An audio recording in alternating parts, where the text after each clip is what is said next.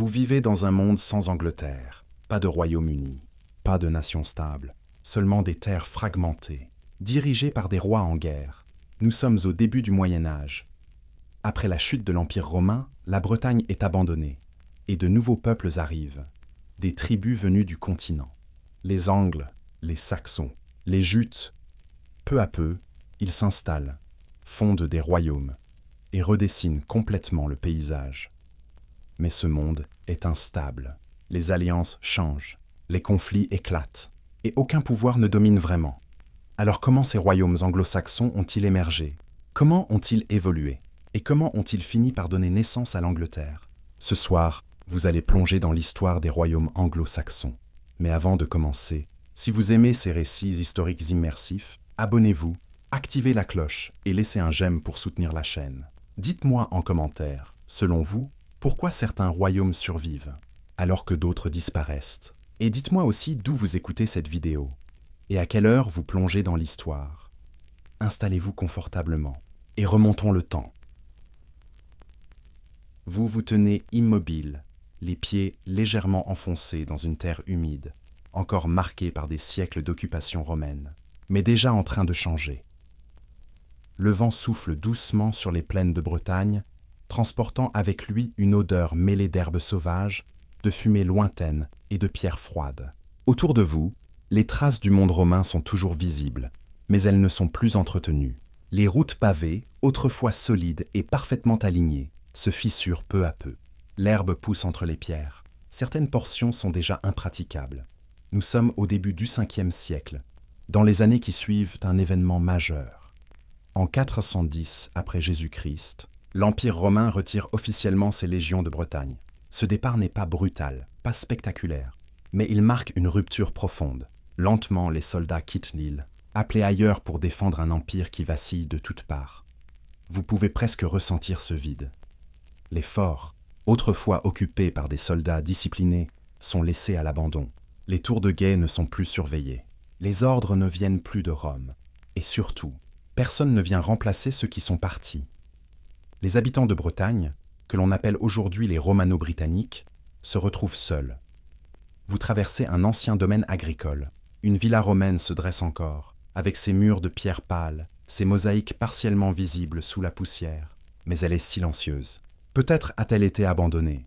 Peut-être est-elle occupée par une famille qui tente de maintenir un semblant d'ordre. Sans les ressources d'autrefois, les marchés sont moins fréquents. Les échanges diminuent. Les pièces de monnaie circulent moins. Peu à peu, le système économique romain se désagrège. Et pendant ce temps, les menaces se rapprochent. Au nord, les Pictes, peuple venu des terres qui deviendront l'Écosse, profitent de l'absence des légions pour lancer des attaques. Vous entendez parfois des récits de villages pillés, de fermes incendiées. À l'ouest, depuis l'Irlande, les Scots traversent la mer pour mener des raids éclairs. La peur s'installe, doucement, dans le quotidien. Vous remarquez que les habitations changent. Certaines familles quittent les grandes villas pour se regrouper dans des endroits plus faciles à défendre. On réutilise d'anciennes fortifications, parfois même des structures, datant de l'âge du fer. Le monde se replie sur lui-même. Et puis, un autre mouvement commence. Plus discret au début, presque imperceptible. Vous vous approchez du littoral. Le ciel est bas, la mer agitée. Les vagues viennent frapper la plage avec régularité, dans un rythme presque apaisant. Mais quelque chose trouble cette tranquillité. Au loin. Très loin d'abord. Une forme sombre, puis plusieurs, des embarcations. Vers les années 440 à 450, des groupes venus du continent commencent à apparaître le long des côtes de Bretagne. Ils viennent de régions que vous ne connaissez pas encore, mais que l'on appellera plus tard la Saxe, l'Angeln ou le Jutland. Ce sont les Angles, les Saxons et les Jutes. Vous les observez accoster. Leurs bateaux sont faits de planches de bois soigneusement assemblées, souples et résistantes. Ils glissent sur l'eau avec une étonnante légèreté. Les hommes sautent sur le rivage, tenant des lances, des boucliers ronds en bois, parfois renforcés de métal. Ils ne sont pas une armée organisée au sens romain du terme. Ils sont autre chose. Des groupes de familles, de guerriers, de chefs locaux, venus chercher des terres, des opportunités, peut-être une nouvelle vie. Certains portent des bijoux simples, des fibules en métal. Leurs vêtements sont en laine épaisse, adaptés au climat rude. Leurs visages sont marqués par le vent, par les voyages. Au début, leur présence n'est pas immédiatement hostile. Au contraire, dans certaines régions, les chefs locaux brito-romains, dépassés par les attaques des Pictes et des Scots, voient en ces nouveaux venus une solution. Vers l'an 449, une date souvent citée dans les récits anciens, un chef aurait fait appel à des mercenaires saxons pour défendre ses terres. Vous entendez leurs noms murmurer dans le vent de l'histoire. Hengist et Horsa, ils arrivent comme alliés, comme protecteurs. Mais très vite, quelque chose change. Vous le sentez dans les regards, dans les silences, dans la manière dont ces nouveaux arrivants observent les terres, les champs, les villages. Ils ne sont pas simplement de passage. Ils s'installent, ils construisent, ils s'approprient. Et peu à peu, les tensions apparaissent. Des désaccords, des conflits, des violences. Les alliances fragiles se brisent. Vous entendez parler d'escarmouches, de villages attaqués, de terres disputées. Les populations locales reculent, parfois contraintes de fuir vers l'ouest, vers des régions plus montagneuses, plus difficiles d'accès. Le paysage humain change. Les langues commencent à se mêler, puis à se remplacer. Le latin recule. Les anciennes traditions se fragilisent. Vous marchez dans un monde en bascule. Ce n'est pas une chute brutale, c'est un glissement lent, presque silencieux, mais irréversible. Le vent continue de souffler. La mer apporte encore d'autres bateaux. Et vous comprenez, sans qu'on ait besoin de vous le dire, que ce que vous voyez n'est que le début. Le temps semble s'étirer doucement autour de vous, comme suspendu entre deux mondes. Vous avancez lentement le long d'un chemin de terre, autrefois bordé de bornes romaines, aujourd'hui à moitié enfoui sous la mousse et les racines. À chaque pas, vous sentez que quelque chose s'efface et qu'autre chose prend sa place, sans bruit, sans proclamation. Les saisons passent, et avec elles, les changements deviennent plus visibles. Là où se dressaient autrefois des domaines organisés selon les habitudes romaines, vous apercevez désormais des habitations plus simples, faites de bois, de torchis et de chaume. Les toits sont plus bas, les structures plus modestes. On construit avec ce que l'on trouve autour de soi. La pierre, autrefois symbole de stabilité, est peu à peu délaissée au profit de matériaux plus rapides à travailler. Vous approchez d'un petit groupe de maisons. La fumée s'échappe lentement par une ouverture dans le toit. À l'intérieur, vous devinez une vie différente, plus proche de la terre, plus rythmée par les saisons que par les règles d'un empire lointain. Les nouveaux arrivants, Angles, Saxons ou Jutes, ne reproduisent pas le monde romain. Ils apportent le leur. Leurs croyances, d'abord. Vous remarquez des symboles que vous ne reconnaissez pas, des objets accrochés près des portes, des petits autels discrets. Leurs dieux ne sont pas ceux de Rome. Ils honorent des forces anciennes, liées à la nature, au ciel, à la guerre. Woden, Tunor, Tiw. Des noms que vous entendez parfois, murmurés lors de rituels simples, souvent en plein air. Les arbres, les sources, les collines prennent une importance nouvelle. La spiritualité change, lentement mais profondément. Et avec elle, la manière de voir le monde. Vous observez aussi les structures sociales se transformer. Le modèle romain, basé sur des hiérarchies administratives et des lois écrites, laisse place à des relations plus directes. Le pouvoir est local. Il repose sur des chefs, des rois de petite envergure, entourés de guerriers fidèles. On les appelle parfois des comitatus, des groupes liés par la loyauté, le don, la protection. Vous voyez ces hommes rassemblés dans une grande salle en bois, éclairée par le feu central. Les boucliers sont posés contre les murs. Les conversations sont basses, ponctuées de silence. Ici, les décisions se prennent autrement. Moins de textes, plus de paroles. Moins d'institutions, plus de liens personnels. Et dehors, la terre continue d'être travaillée. Vous marchez près des champs. Les cultures sont simples. Blé, orge, quelques légumes. Le travail est rude, constant. Les outils sont parfois hérités de l'époque romaine, parfois fabriqués selon des techniques nouvelles. Les familles vivent proches les unes des autres. Le village devient le centre du monde. Mais cette installation progressive n'est pas paisible. Vous le ressentez dans l'air. Les tensions ne disparaissent pas. Elles changent de forme, car tous les territoires ne sont pas abandonnés sans résistance. Dans certaines régions, les populations brito-romaines s'organisent encore. Des chefs locaux tentent de défendre leurs terres. Des affrontements ont lieu, parfois violents, parfois brefs, mais toujours marquants. Vous entendez parler de batailles dont les détails se perdent déjà, mais dont les conséquences sont visibles. Des zones entières changent de main. Des villages disparaissent. D'autres apparaissent, construits par les nouveaux venus.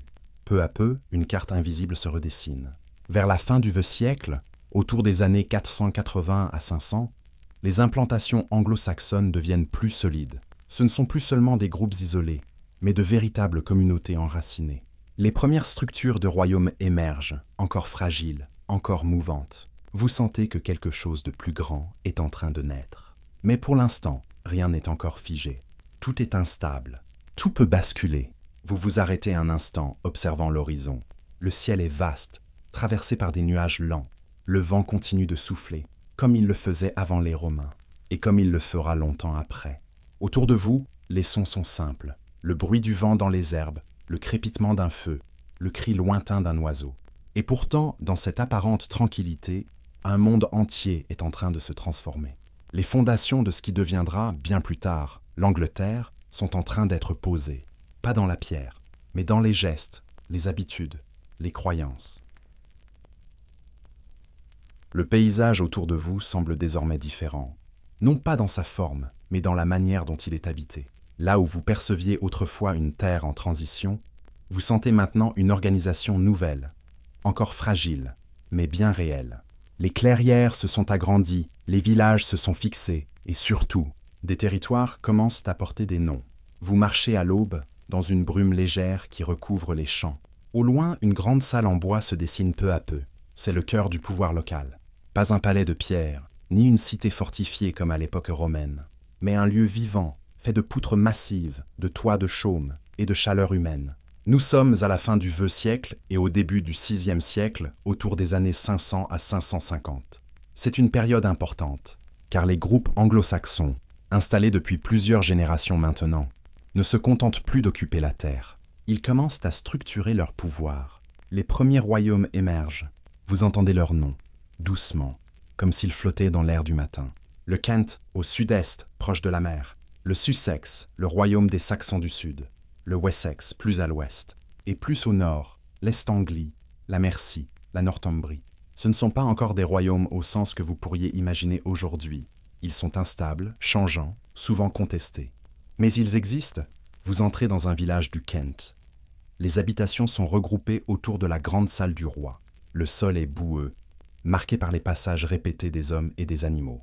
Une odeur de fumée et de nourriture en cuisson flotte dans l'air. Les habitants commencent leur journée. Certains s'occupent des champs, d'autres réparent des outils. Les enfants courent entre les maisons, pieds nus malgré le froid.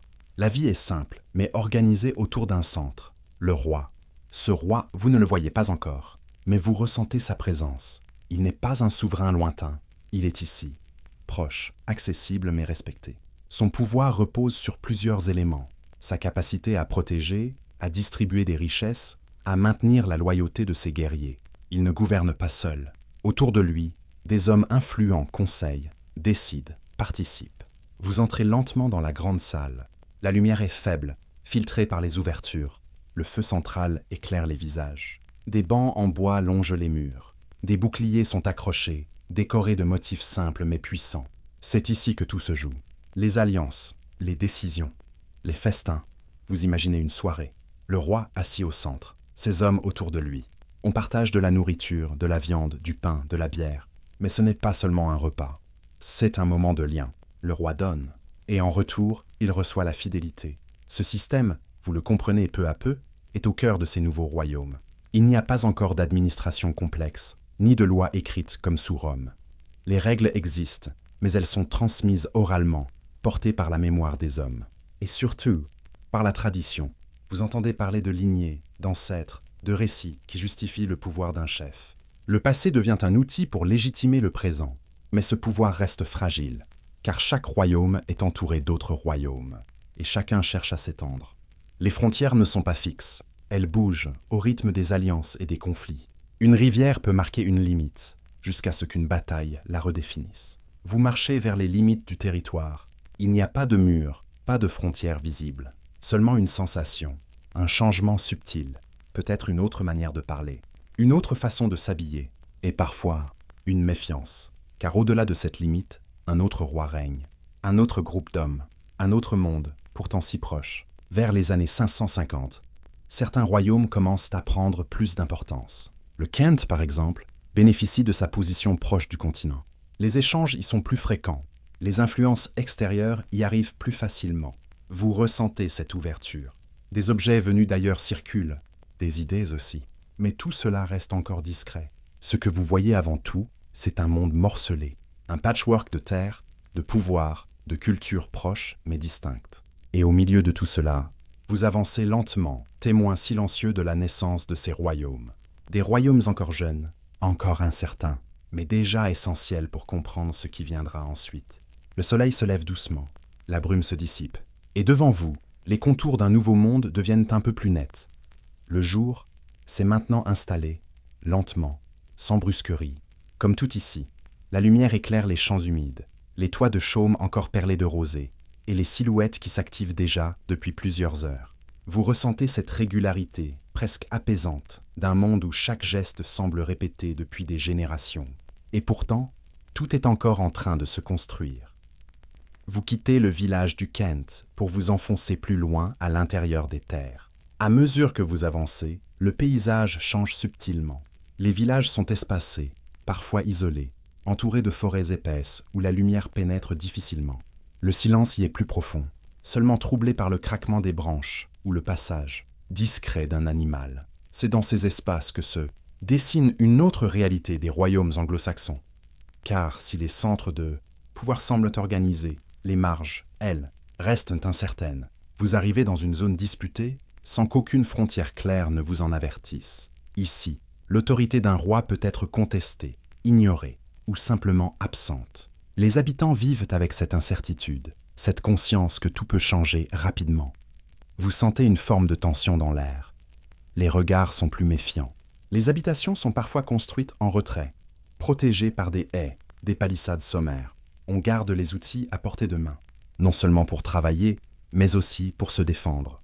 Car les conflits sont fréquents, pas toujours de grandes batailles.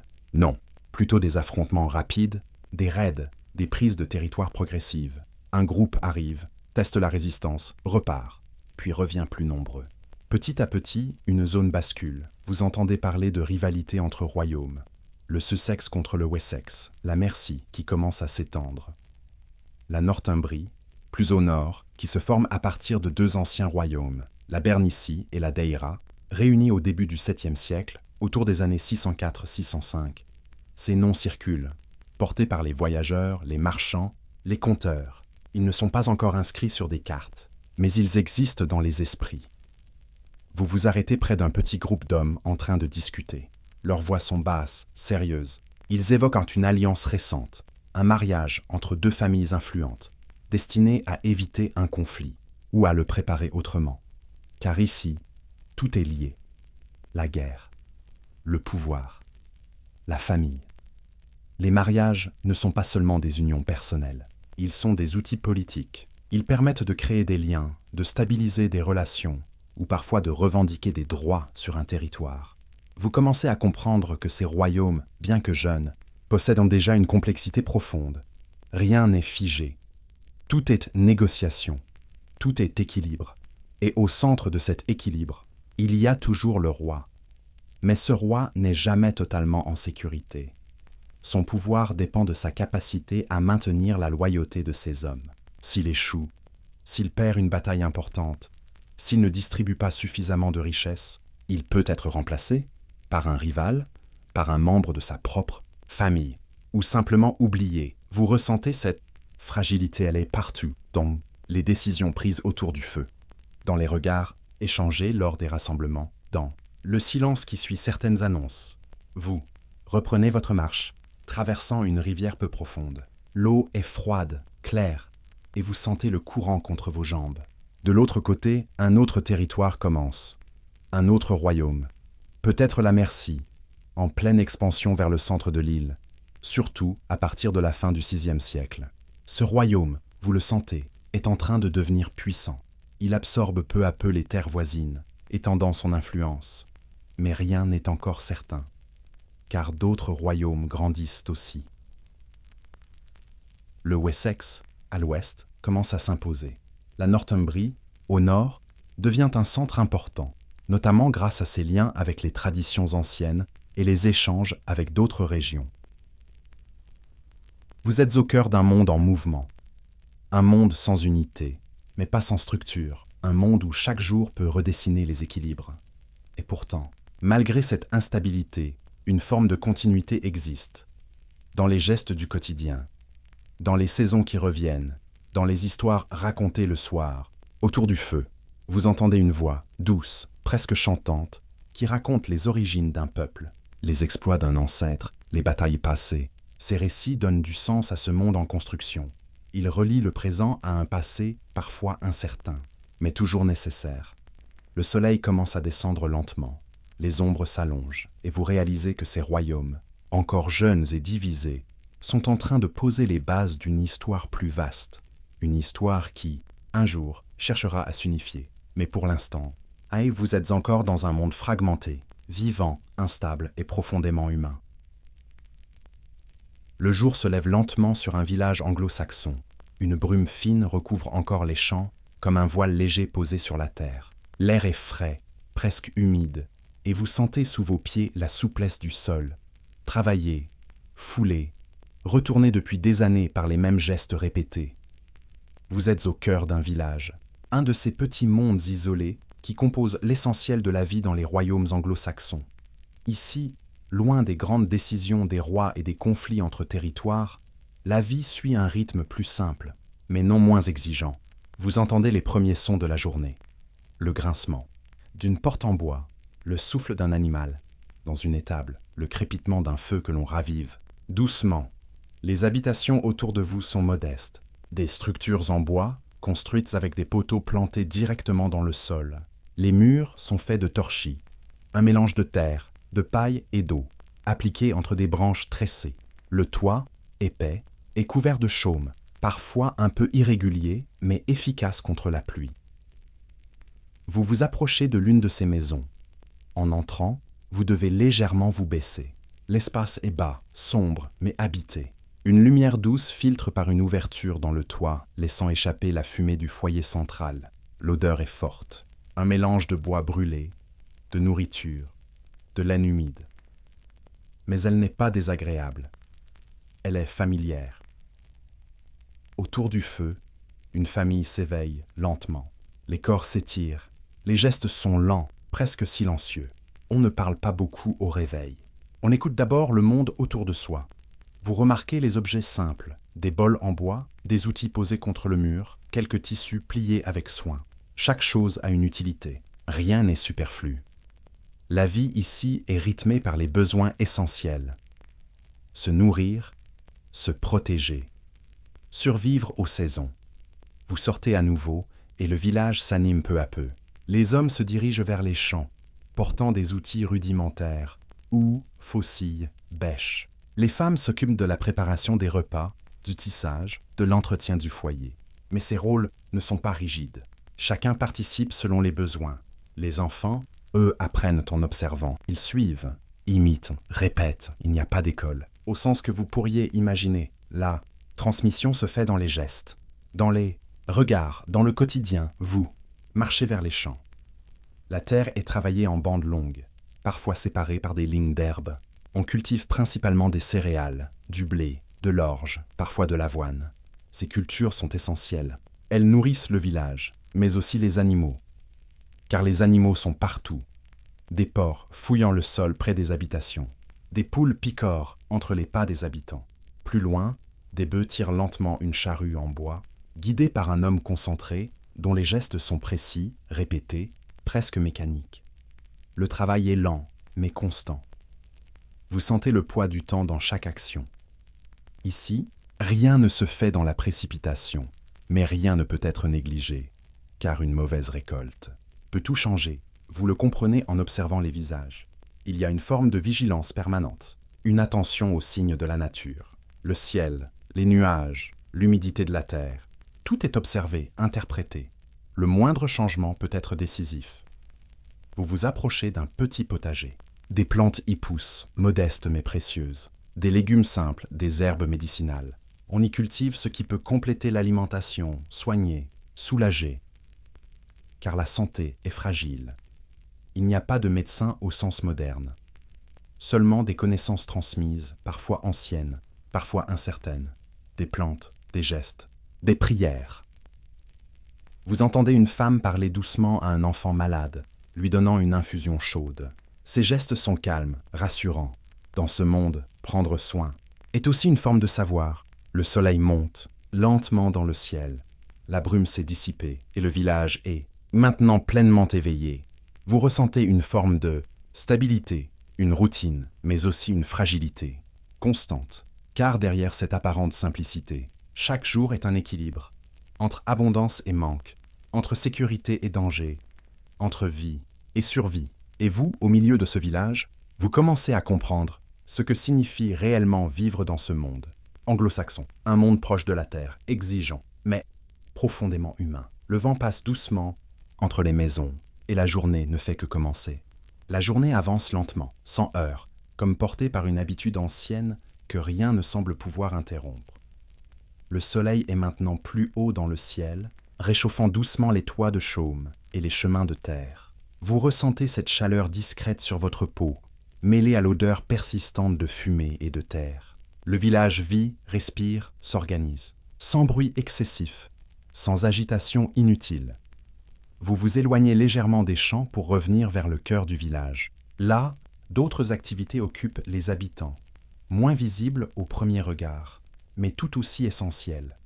Sous un abri simple, fait de bois et de branchages, une femme est assise devant un métier à tisser. Ses gestes sont lents, précis, presque hypnotiques. Le fil passe, se tend, se croise. La laine, souvent issue des moutons élevés à proximité, est transformée ici en tissu. Un tissu épais, parfois rugueux, mais indispensable pour se protéger du froid et de l'humidité. Vous vous approchez et vous entendez le frottement du fil, le léger claquement du bois. Ce son régulier accompagne la vie du village, comme une respiration. Non loin de là, un homme travaille le bois. Il taille, ajuste, polit. Ses outils sont simples, mais maîtrisés. Il fabrique peut-être un manche d'outils, une cuillère ou une pièce pour réparer une structure. Rien n'est gaspillé. Chaque matériau est utilisé avec soin. Plus loin encore, vous apercevez une petite forge. La chaleur y est plus intense. Le feu crépite. Les braises rougeoyantes éclairent le visage concentré du forgeron. Il frappe le métal avec régularité, façonnant une lame, un clou ou une pièce d'équipement. Le bruit du marteau résonne dans l'air, plus fort, plus sec que les autres sons du village. C'est un métier rare, précieux, car le métal est essentiel, mais difficile à produire. Vous comprenez que chaque objet ici a une valeur particulière. Rien n'est produit en excès, rien n'est jeté sans raison. Les objets sont réparés, transmis, parfois transformés. Le temps s'inscrit dans les choses. Vous continuez votre marche, observant les interactions entre les habitants. Les échanges sont simples, souvent silencieux. Un regard, un geste, une parole brève suffisent.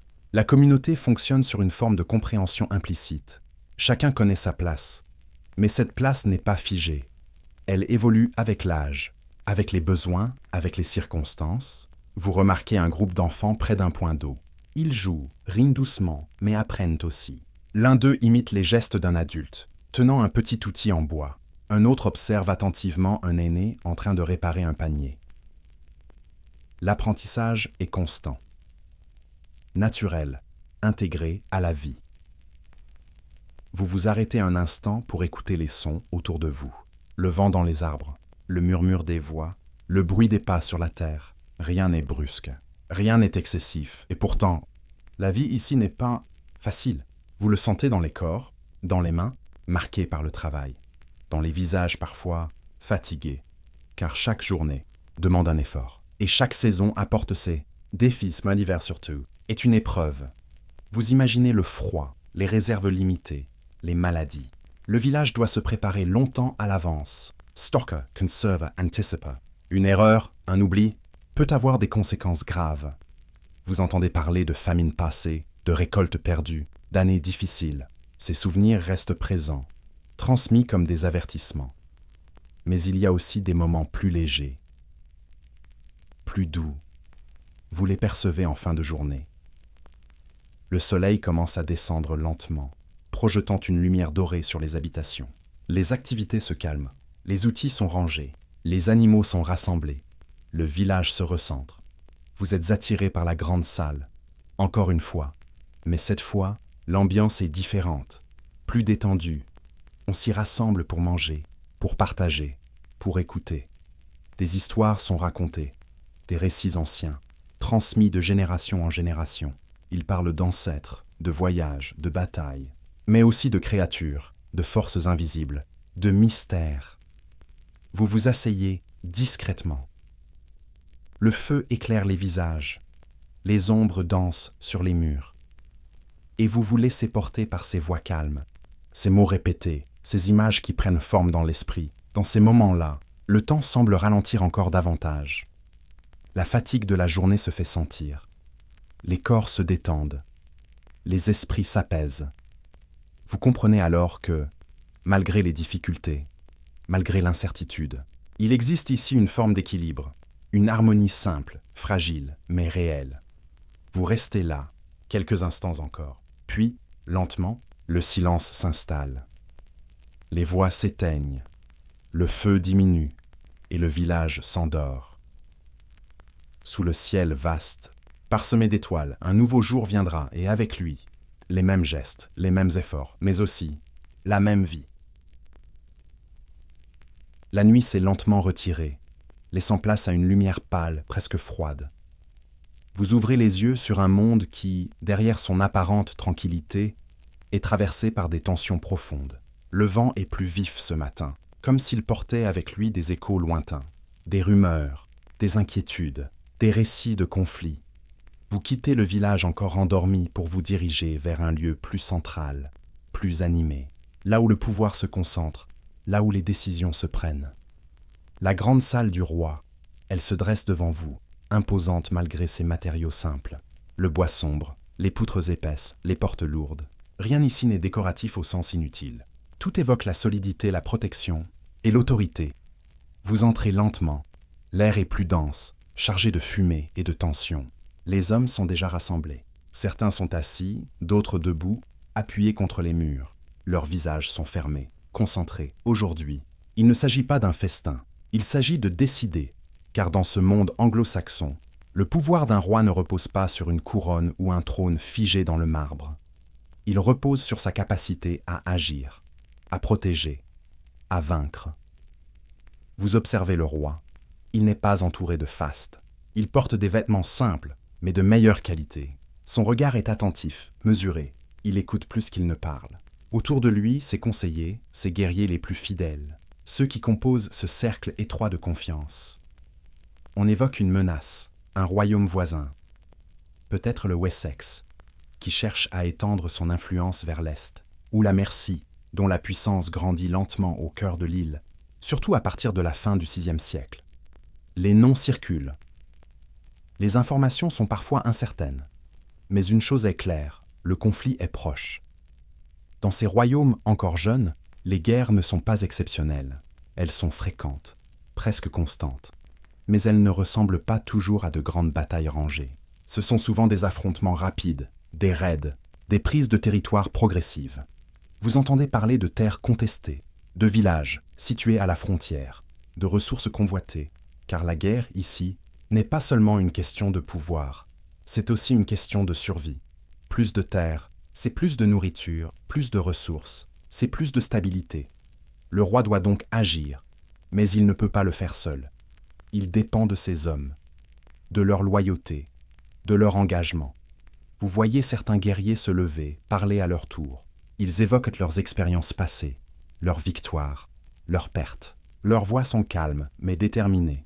Ici, chaque parole compte, car chaque décision peut entraîner des conséquences importantes. Vous ressentez le poids de ces choix. Il n'y a pas de stratégie complexe écrite sur des cartes détaillées, seulement des discussions, des intuitions, des expériences, et surtout, une connaissance du terrain, car ces hommes connaissent leur territoire. Les rivières, les forêts, les collines, ils savent où attaquer, où se défendre, où se cacher. La guerre ici est proche du sol, proche des hommes. Vous sortez de la salle, laissant derrière vous ces décisions en train de se construire. Dehors, l'air semble plus vif encore. Vous apercevez un groupe de guerriers en train de se préparer. Ils vérifient leurs armes. Des lances, des épées, des boucliers ronds, parfois décorés. Le métal est rare, précieux. Chaque arme est entretenue avec soin. Leurs gestes sont précis, silencieux. Il n'y a pas d'excitation visible, seulement une concentration, une habitude. Car pour beaucoup d'entre eux, Ce n'est pas la première fois. Vous remarquez aussi la manière dont ils s'équipent.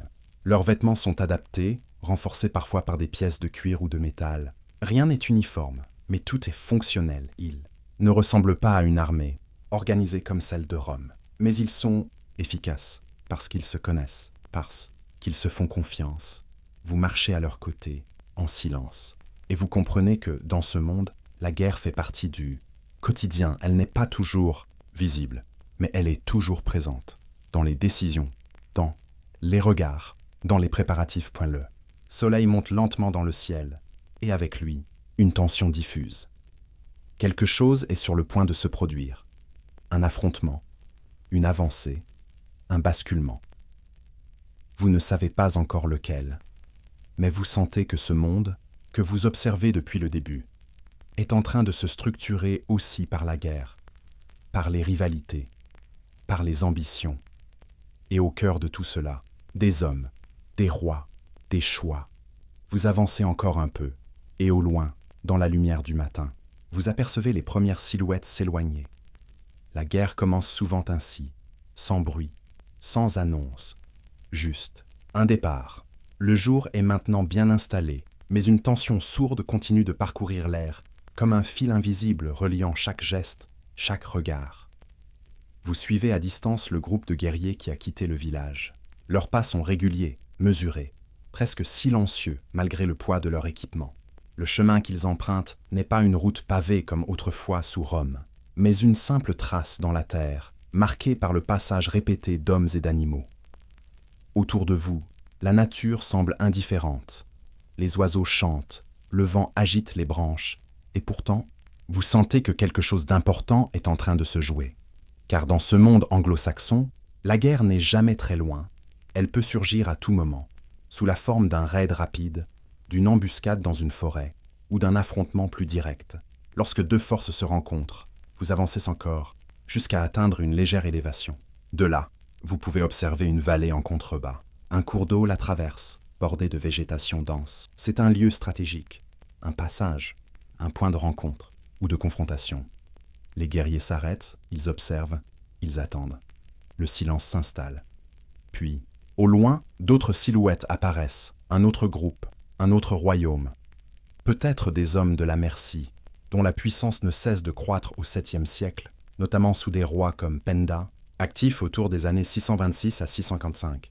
Un roi païen, redouté, souvent en conflit avec ses voisins, ou peut-être des hommes du Wessex, qui, dès le 6e siècle, commencent à affirmer son influence dans le sud-ouest, avec des figures comme Séoline, mentionnées dans les chroniques pour ses campagnes autour des années 560-590. Vous ne connaissez pas leur nom, mais vous ressentez leur présence. Les deux groupes se font face, pas de cris, pas de discours, seulement des regards, des corps tendus, des mains fermement posées sur les armes, et puis le mouvement. Rapide, brutal. Les lignes se brisent, les hommes avancent, les boucliers se lèvent, les lances se tendent. Le choc est immédiat, violent, mais court. Ce n'est pas une bataille longue et organisée. C'est un affrontement direct, où chaque geste compte. Vous entendez le bruit du bois contre le bois, du métal contre le métal, des cris, bref, étouffés, des corps qui tombent, d'autres qui reculent. Puis, aussi vite que cela a commencé, cela s'arrête. Un groupe se replie, l'autre reste. Le terrain est désormais contrôlé. Mais à quel prix? Vous descendez lentement vers la vallée après le départ des combattants. Le silence est revenu, presque irréel. Il contraste avec la violence qui vient de s'y dérouler. Vous voyez les traces, des empreintes profondes dans la terre, des objets tombés, parfois des corps immobiles. La guerre ici ne laisse pas de monuments, pas de grandes traces visibles, mais elle marque profondément les hommes et les terres. Vous comprenez alors que ces affrontements, aussi brefs soient-ils, participent à redessiner constamment les frontières. Une victoire, même modeste, peut permettre à un roi d'étendre son influence, de sécuriser une zone, de renforcer sa position. Mais rien n'est jamais définitif. Car demain, un autre groupe peut revenir, un autre conflit peut éclater. Vous reprenez votre marche, quittant lentement ce lieu chargé. En revenant vers le village, vous remarquez les regards. Certains attendent des nouvelles. D'autres évitent de poser des questions, car chacun sait que la guerre peut emporter un proche, un frère, un père, et que l'absence peut s'installer sans prévenir. Vous entrez à nouveau dans la grande salle. L'ambiance est différente de celle du matin, plus lourde, plus silencieuse. Le Weissla, il écoute les récits, les rapports, il observe les visages, car au-delà de la victoire ou de la défaite, il doit maintenir l'équilibre, rassurer, récompenser, parfois consoler. Vous comprenez que son rôle ne s'arrête pas à la guerre. Il doit aussi gérer ses conséquences, distribuer des terres, offrir des objets précieux, renforcer les liens, car un roi sans loyauté n'est rien. Le feu crépite doucement, la lumière vacille, et vous sentez que, dans ce monde, la guerre est une force constante, mais jamais totalement maîtrisée. Elle façonne les royaumes, elle transforme les hommes, et elle laisse derrière elle des traces invisibles, mais profondes. Vous vous asseyez, en silence, et peu à peu, le calme revient, mais vous savez maintenant qu'il ne dure jamais longtemps. La lumière du matin est plus douce aujourd'hui, presque apaisante, comme si le monde lui-même retenait son souffle avant un changement profond, moins visible que les guerres, mais tout aussi déterminant. Vous marchez lentement à travers un paysage familier, et pourtant, quelque chose semble différent. Les villages sont toujours là, les champs, les forêts, les rivières. Les gestes du quotidien n'ont pas changé, mais dans les regards, dans certains objets, dans certains lieux, une transformation discrète est en cours. Nous sommes à la fin du VIe siècle, et une nouvelle influence commence à se faire sentir sur ces terres anglo-saxonnes, encore majoritairement païennes. Tout commence, ou du moins s'accélère autour d'une date importante, l'an 597. C'est cette année-là qu'un événement marquant se produit. Un groupe d'hommes venus de loin accoste sur les côtes du royaume du Kent. Vous vous approchez du rivage. Le vent est calme, la mer presque lisse. Une embarcation vient de toucher terre. Les hommes qui en descendent ne ressemblent pas aux guerriers que vous avez vus jusqu'ici. Leurs vêtements sont différents, leurs gestes aussi. Ils ne portent pas d'armes, ils portent des croix à leur tête, un homme, Augustin, envoyé par le pape Grégoire Ier depuis Rome. Ce moment, discret en apparence, marque le début officiel de la mission chrétienne auprès des anglo-saxons. Vous observez la scène. Les habitants du Kent regardent ces étrangers avec curiosité, parfois avec méfiance. Leur langue est différente, leur attitude aussi. Ils parlent de paix, de foi, d'un Dieu unique, des idées nouvelles. Mais ce qui est encore plus important, c'est le contexte. Le roi du Kent, Ethelbert, règne à cette époque, et il est marié à une princesse chrétienne venue du continent, Berthe. Elle pratique déjà cette religion, discrètement, avec l'aide d'un évêque. Cela change tout, car lorsque Augustin arrive, il ne trouve pas un terrain totalement étranger. Il trouve une porte entr'ouverte. Vous imaginez la rencontre. Le roi, prudent, accepte d'écouter, peut-être en plein air, selon certaines traditions, pour éviter toute influence magique supposée. Les paroles sont traduites, expliquées, répétées, et peu à peu, quelque chose s'installe. Ce n'est pas une conversion immédiate, ce n'est pas une rupture brutale, c'est un processus, lent, progressif, mais décisif. Vers la fin du VIe siècle, Ethelbert accepte le baptême. C'est un moment clé, car dans ce monde, lorsque le roi change, beaucoup suivent. Vous commencez à voir apparaître de nouveaux lieux. Des églises simples, souvent construites en bois au début, parfois en pierre, réutilisant d'anciens bâtiments romains. Des croix dressées dans les villages. Des lieux de rassemblement différents. Les rites changent, les prières aussi. Mais les anciennes croyances ne disparaissent pas immédiatement. Elles coexistent, se mélangent parfois. Vous entendez encore parler de Woden de Tunor, mais vous entendez aussi des noms nouveaux. Le Christ, les saints, les apôtres. Deux mondes spirituels se croisent, et vous êtes au milieu de cette transition. Vous entrez dans une petite église. L'intérieur est simple.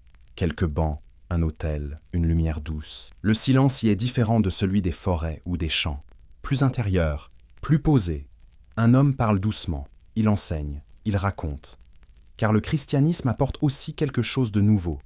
Une structure, un cadre, une écriture. Les moines, les prêtres, savent lire et écrire, ils notent, ils transmettent, ils organisent. Vous comprenez alors que ce changement religieux est aussi un changement culturel profond, car avec la foi chrétienne vient une autre manière de voir le monde. Le temps, la vie, la mort, le pouvoir. Les royaumes commencent à s'inscrire dans un réseau plus large, connecté au continent, à Rome, à d'autres peuples. Le Kent devient un centre important de cette transformation. Mais ailleurs, les choses avancent plus lentement. Certains royaumes résistent, d'autres observent. La Northumbrie, par exemple, sera touchée un peu plus tard, autour des années 630, notamment grâce à des missions venues d'Irlande, avec des figures comme Aidan de Lindisfarne. Mais pour l'instant, vous êtes au début, au moment où tout commence, doucement, sans bruit, comme une graine plantée dans une terre encore marquée par d'anciennes racines. Vous sortez de l'église, le vent souffle légèrement, et vous sentez que ce que vous venez de voir va transformer bien plus que des croyances. Cela va changer les royaumes eux-mêmes. Mais pour l'instant, tout est encore fragile, en devenir, et vous continuez d'avancer, témoin silencieux de cette nouvelle étape de l'histoire. Le jour s'étire lentement, baigné d'une lumière plus douce, presque dorée, comme si le monde lui-même accompagnait ce changement discret qui s'opère sous vos yeux. Vous marchez à nouveau entre les villages, mais cette fois, vous remarquez des détails que vous n'auriez peut-être pas perçus auparavant. Une croix de bois dressée à l'entrée d'un chemin, une pierre gravée de symboles nouveaux, une voix, au loin, qui ne chante plus tout à fait comme avant. Le christianisme, introduit quelques décennies plus tôt dans le Kent, autour de l'an 597, ne s'est pas contenté de rester dans un seul royaume. Il commence à se diffuser, mais pas de manière uniforme, pas de manière rapide. C'est un mouvement lent, presque organique, qui suit les routes des hommes, les alliances, les mariages, et parfois même les conflits. Vous vous dirigez vers le nord, vers des terres plus fraîches, plus sauvages, là où les anciens royaumes de Bernicie et de Deira se sont unis pour former la Northumbrie au début du 7e siècle. Ici, le changement est venu d'une autre direction. Non pas de Rome, mais d'Irlande. Vers l'an 635, un roi de Northumbrie, Oswald, fait appel à un moine venu de l'île d'Iona, Aidan. Vous imaginez son arrivée. Pas de faste, pas de grande procession. Juste un homme, accompagné de quelques compagnons, marchant à travers les collines, parlant doucement, enseignant patiemment. Il s'installe sur une petite île, Lindisfarne, un lieu isolé, battu par les vents, entouré par la mer à marée haute. Et pourtant, c'est ici que naît un centre spirituel important. Vous vous approchez de ce lieu. Le paysage est ouvert, presque austère. Le vent y est plus fort, le silence plus profond. Les bâtiments sont simples, faits de bois et de pierre. Mais une présence s'en dégage. Une forme de calme, de concentration. Les moines vivent ici selon un rythme différent. Ils prient, ils copient des textes, ils enseignent, ils accueillent. Vous entrez dans un espace de travail. Un homme est penché sur un parchemin. Sa main trace lentement des lettres, avec une précision remarquable. L'encre, les motifs, les formes, tout est fait avec soin, car ici, on écrit, on conserve, on transmet. C'est une nouveauté majeure dans ce monde. Vous comprenez que le christianisme n'apporte pas seulement une foi, mais aussi une mémoire écrite. Les récits ne sont plus seulement racontés à voix haute, ils sont fixés, préservés, et cela change profondément la manière dont les royaumes se perçoivent. Vous entendez parler d'un événement important, survenu en 664, le synode de Whitby, un moment où deux traditions chrétiennes se rencontrent et s'opposent. D'un côté, la tradition venue d'Irlande, avec ses pratiques propres, de l'autre, la tradition romaine, plus structurée, plus centralisée. Le roi de Northumbrie, Oswiu, doit choisir, et il choisit Rome. Ce choix peut sembler discret, mais il est fondamental. Il aligne le royaume avec le reste de l'Europe chrétienne. Il renforce les liens avec Rome. Il unifie les pratiques. Vous ressentez l'importance de ce moment, comme un point de bascule. À partir de là, la christianisation s'accélère. D'autres royaumes suivent. La Mercie, longtemps attachée à ses traditions païennes, finit par adopter le christianisme au cours du 7e siècle, notamment après la mort du roi Penda en 655, le Wessex. Lui aussi se convertit progressivement, avec des missions venues du sud. Vous voyez apparaître de plus en plus d'églises, de monastères, de lieux de savoir. Les paysages changent, mais toujours lentement. toujours, sans rupture brutale, car les anciennes croyances ne disparaissent pas complètement. Elles laissent des traces dans les gestes, dans les récits, dans certaines pratiques. Le monde anglo-saxon devient alors un mélange, une transition, un équilibre entre ancien et nouveau. Vous marchez à travers un village au crépuscule. Les habitants se rassemblent. Certains font le signe de la croix. D'autres murmurent encore des mots anciens. Mais tous vivent dans ce monde en transformation. Vous le ressentez profondément, ce n'est pas une conquête, c'est une évolution, un glissement, comme celui que vous avez déjà observé au début de cette histoire, lorsque Rome s'est effacée. Mais cette fois, ce n'est pas un retrait, c'est une construction, une nouvelle manière de penser, de croire, de transmettre. Le ciel s'assombrit lentement, les premières étoiles apparaissent, et dans ce silence du soir, vous comprenez que ce changement, invisible pour certains, est en train de redéfinir les fondations mêmes de ces royaumes. Pas seulement dans leurs croyances, mais dans leur identité. Et vous continuez votre chemin, doucement, à travers cette nuit qui s'installe, portant en elle les échos d'un monde ancien et les promesses d'un monde nouveau. La nuit s'est dissipée sans bruit, laissant place à une lumière pâle, presque argentée, qui recouvre doucement les terres anglo-saxonnes. L'air est frais, chargé d'une humidité légère, et vous sentez que quelque chose change dans votre manière de percevoir ce monde. Jusqu'ici, vous avez observé des peuples, des villages, des royaumes en mouvement, mais maintenant, vous allez vous approcher de celles et ceux qui marquent profondément cette époque. Des figures, des noms, des présences, car dans ce monde encore jeune, certains hommes, et parfois certaines femmes, laissent une empreinte plus forte, plus durable. Non pas parce qu'ils dominent tout, mais parce qu'ils incarnent un moment, une direction, une transformation. Vous avancez vers un centre de pouvoir, dans le royaume de Northumbrie, au début du 7e siècle. Le vent est plus vif ici, les paysages plus ouverts. Les collines s'étendent à perte de vue, et au loin, une grande salle se dessine, posée sur une élévation. C'est là que réside un roi dont le nom traverse les récits, Edwin. Il règne autour des années 616 à 633. Vous entrez lentement dans la salle. L'atmosphère est calme, mais dense. Edwin est assis, entouré de ses conseillers. Il n'est pas seul. À ses côtés, des hommes d'église, des missionnaires, témoignent de cette période de transition que vous avez déjà commencé à percevoir. Car Edwin est l'un des premiers rois à se convertir au christianisme dans le Nord. Mais cette décision n'est pas prise à la légère. Vous entendez les discussions, les hésitations, les réflexions. Un conseiller prend la parole, comparant la vie humaine à un oiseau qui traverse une salle éclairée, entrant par une porte, sortant par une autre, et disparaissant dans l'obscurité. Cette image reste suspendue dans l'air. Elle traduit une quête, un besoin de comprendre. Et c'est dans ce contexte qu'Edwin accepte le baptême, vers l'an 627. Un moment important. Car encore une fois, lorsque le roi change, le royaume suit. Mais Edwin n'est pas seulement un roi chrétien. Il est aussi un souverain puissant, capable d'imposer son autorité sur une grande partie du nord de l'île. Son influence s'étend, ses décisions comptent. Et pourtant, tout reste fragile. En 633, il meurt lors de la bataille de Hatfield Chase, face à une coalition menée notamment par le roi gallois Cadwallon et le roi païen Penda de Mercie. Sa chute est brutale. Elle rappelle que même les figures les plus importantes ne sont jamais à l'abri. Vous quittez lentement ce lieu, portant avec vous l'écho de cette destinée. Plus au sud, une autre figure émerge, un roi du Wessex, Sinégil. Il règne dans les années 610 à 642, et lui aussi joue un rôle dans la diffusion du christianisme. Il est baptisé vers 635, avec le soutien du roi Oswald de Northumbrie, qui agit comme parrain. Vous ressentez à travers ces liens une forme de réseau. Les royaumes ne sont plus totalement isolés. Ils s'influencent, se soutiennent parfois, se concurrencent aussi. Mais au-delà des rois, d'autres figures marquent cette époque. Des figures plus discrètes, plus silencieuses, mais tout aussi essentielles. Les saints. Vous retournez vers le nord, vers l'Indisfarne. Le vent y est toujours présent. Mais il semble porter autre chose maintenant.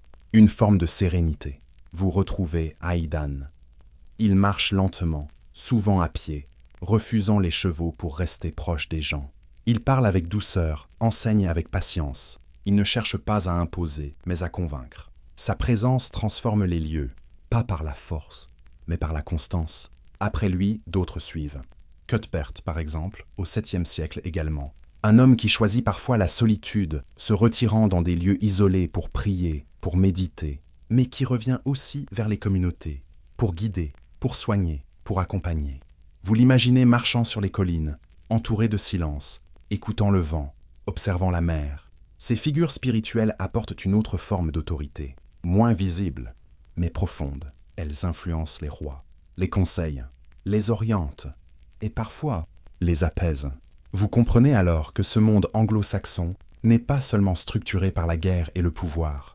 Il est aussi traversé par des quêtes intérieures, des recherches de sens, des tentatives de comprendre le monde, la vie, la mort. Le soleil monte lentement dans le ciel, et vous restez un moment immobile, entre ces figures de pouvoir et ces figures de foi, entre ces rois qui décident et ces hommes qui guident autrement.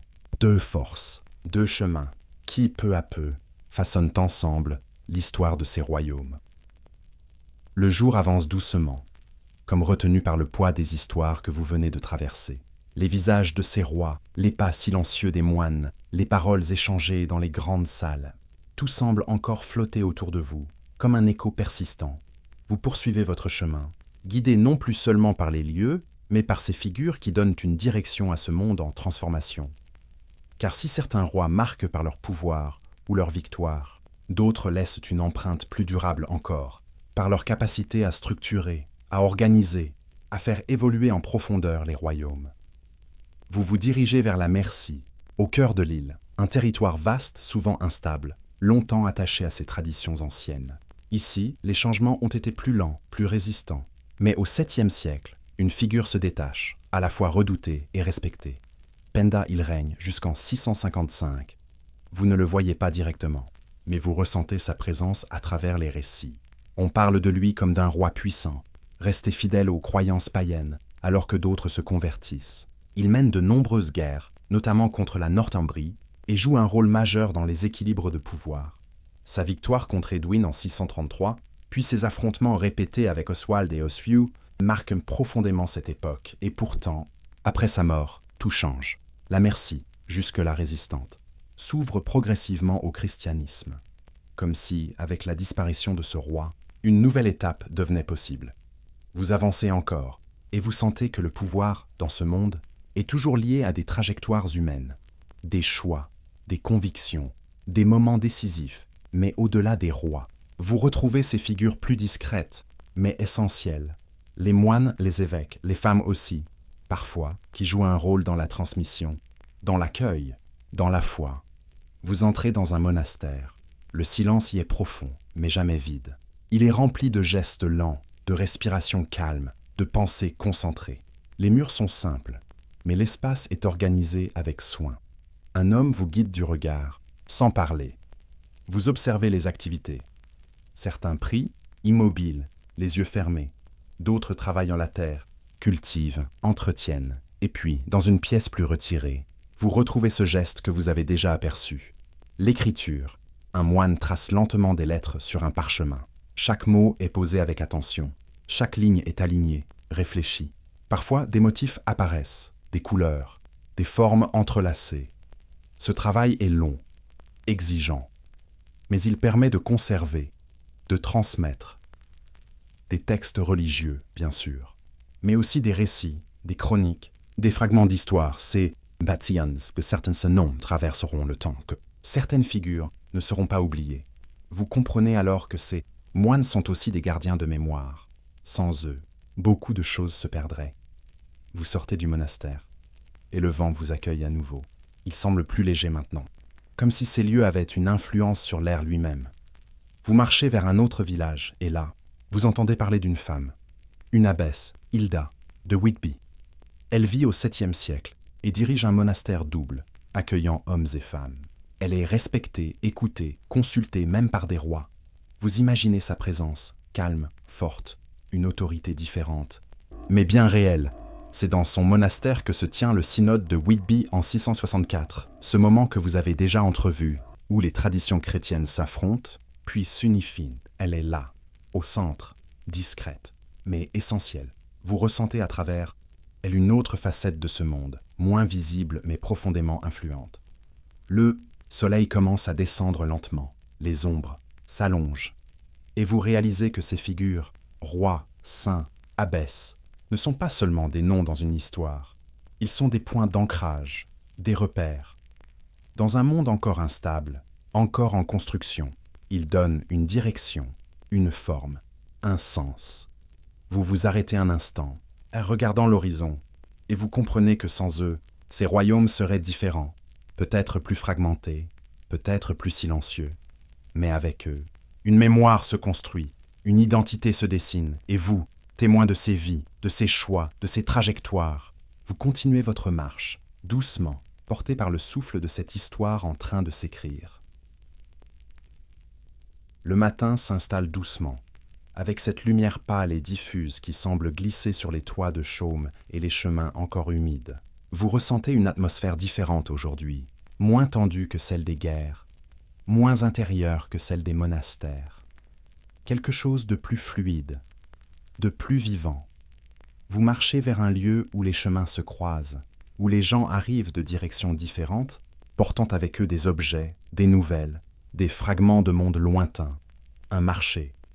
Pas un grand marché organisé comme dans les cités romaines d'autrefois, mais un espace ouvert, informel, qui se remplit peu à peu. Des hommes, des femmes, parfois des enfants, s'installent, déposent leurs biens, observent, attendent. Vous vous approchez lentement. Les étals sont simples, souvent posés à même le sol ou sur des planches. Mais ce qui s'y trouve raconte déjà une histoire. Des sacs de grains, des morceaux de tissu, des outils, des objets en bois, et parfois des choses plus rares. Vous voyez un petit bijou, finement travaillé, peut-être venu d'un autre royaume, une pièce de verre coloré, un objet métallique dont la forme vous semble inhabituelle. Vous comprenez alors que ces échanges ne sont pas seulement locaux. Ils relient les royaumes entre eux, et parfois au-delà, car dès le VIe et surtout au VIIe siècle, certains lieux deviennent des centres d'échange plus importants. On les appelle parfois des emporia, des points de commerce semi-urbains. Vous entendez parler de Lundenwic, près de l'ancien site romain de Londinium, ou encore de Hamwick dans le sud, futur Southampton. Ces lieux attirent des marchands venus de différentes régions. Vous imaginez ces déplacements. Des hommes marchant pendant des jours, transportant leurs marchandises, traversant des territoires parfois hostiles, franchissant des rivières, contournant des forêts. Le commerce ici demande du temps, de la patience et une certaine confiance, car il n'y a pas encore de monnaie stable et généralisée comme à l'époque romaine. Les échanges se font souvent par troc. On échange un objet contre un autre, une quantité de grains contre un outil, un tissu contre une pièce de métal. Mais peu à peu, des pièces apparaissent, des petites monnaies en argent, appelées seatas, circulent à partir du VIIe siècle. Elles sont encore rares, mais elles marquent une évolution. Vous en voyez une, petite, irrégulière, mais précieuse. Elle passe de main en main, avec attention. Vous sentez que ces échanges ne sont pas seulement économiques, ils sont aussi culturels. Car avec les objets viennent les idées, les techniques, les styles. Vous observez un artisan au travail. Il façonne un objet en métal, avec une précision remarquable. Ses gestes sont sûrs, répétés, maîtrisés. Il ne travaille pas seulement pour son village, mais peut-être pour d'autres. Plus loin, l'artisanat prend une place importante. Chaque métier a sa valeur. Le forgeron, le tisserand, le potier. Chacun transforme la matière. Chacun apporte quelque chose à la communauté. Vous entrez dans un petit atelier. L'air y est chaud, chargé d'odeurs de bois, de laine, de métal. Les outils sont rangés avec soin. Les gestes sont calmes, concentrés. Vous sentez une forme de fierté dans ce travail, même s'il est discret, même s'il est quotidien. Car créer, ici, c'est aussi survivre. Vous sortez à nouveau dans le marché. Les échanges continuent. Les voix sont basses, les gestes précis. On négocie, on observe, on compare. Il n'y a pas de précipitation. Le temps est différent. Vous remarquez aussi la présence d'étrangers. Leurs vêtements sont légèrement différents. Leur langue, parfois, vous semble étrangère. Peut-être viennent-ils du continent. Peut-être ont-ils traversé la mer. Car les royaumes anglo-saxons ne sont pas isolés. Ils sont en lien avec d'autres. Régions, avec la Frise, avec les royaumes francs, avec l'Europe du Nord, des routes maritimes existent, des échanges se font. Et vous, au milieu de ce marché, vous êtes au croisement de ces mondes, un lieu où tout circule. Les objets, les idées, les influences. Le soleil monte lentement. La foule s'épaissit, et vous comprenez que, derrière la simplicité apparente de ce monde, se cache un réseau vivant, discret, mais essentiel. Un réseau qui relie ces royaumes entre eux, et au-delà. Vous restez là, un moment, à observer, à écouter, à ressentir. Puis, lentement, vous reprenez votre marche, emportant avec vous les échos de ces échanges silencieux, qui façonnent, eux aussi, l'histoire. Le soleil a doucement atteint son zénith, et la lumière s'étend maintenant sans obstacle sur les chemins, les champs et les lieux d'échange que vous venez de traverser. L'agitation du marché commence lentement à se calmer. Certains repartent déjà, leurs biens échangés, leurs sacs allégés ou remplis de nouvelles ressources. Vous décidez de suivre l'un de ces marchands. Il marche d'un pas régulier, accompagné d'un petit animal de bas. Ses sacs sont attachés avec soin, protégés de l'humidité et des chocs. Il ne parle pas beaucoup, mais son regard est attentif à tout ce qui l'entoure.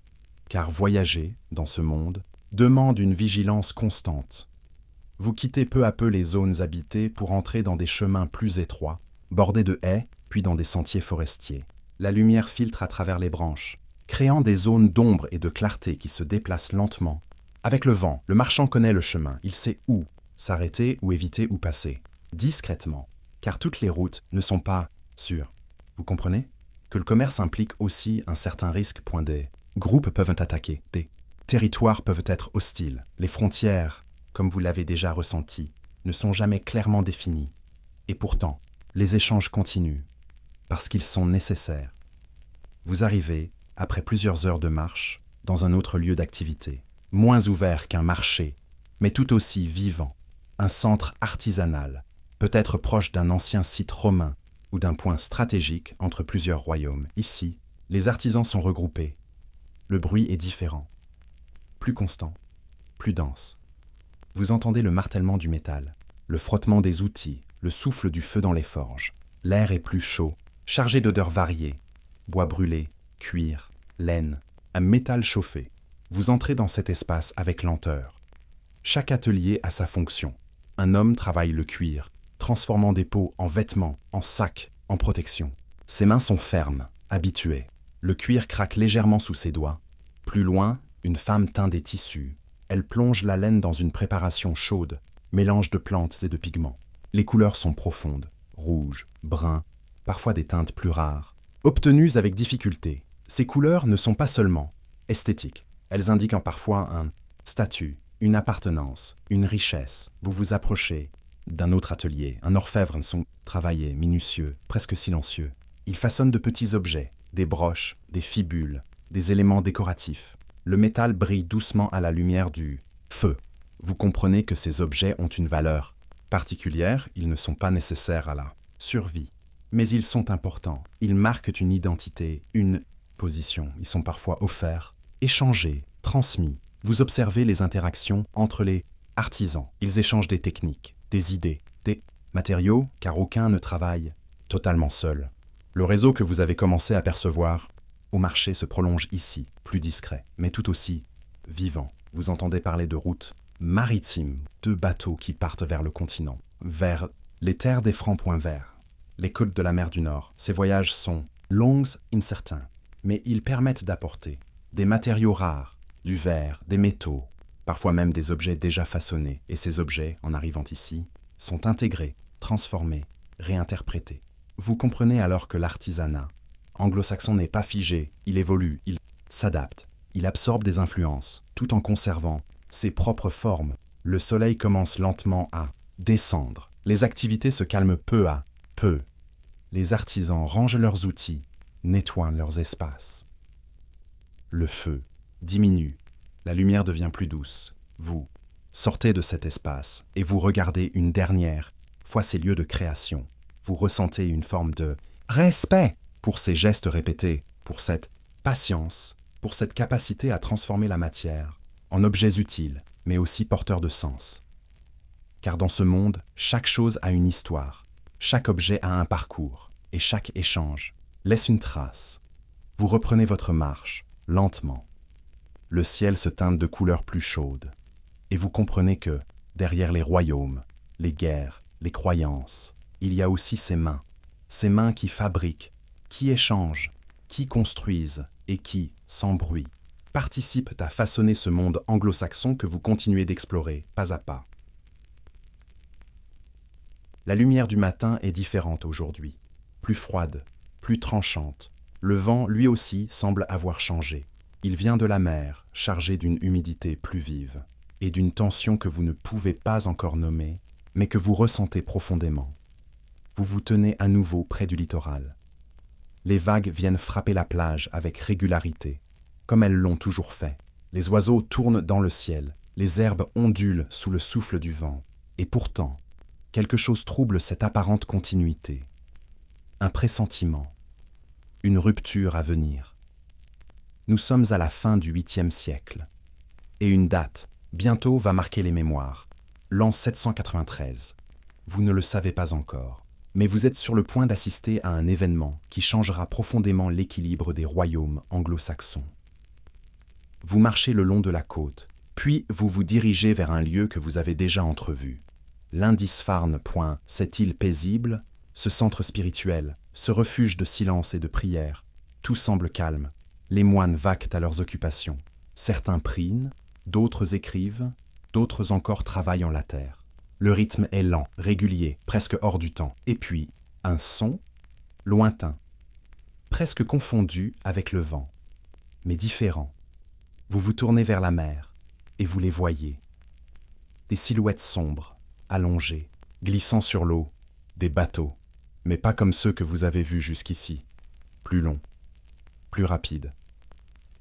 Leurs proues sont relevées, parfois décorées, s'ils avancent avec une précision inquiétante. Sans hésitation, les hommes à bord sont silencieux, concentrés. Vous sentez immédiatement que quelque chose n'est pas comme avant. Ces hommes ne viennent pas s'installer, ils ne viennent pas échanger, ils viennent prendre les bateaux, accostant.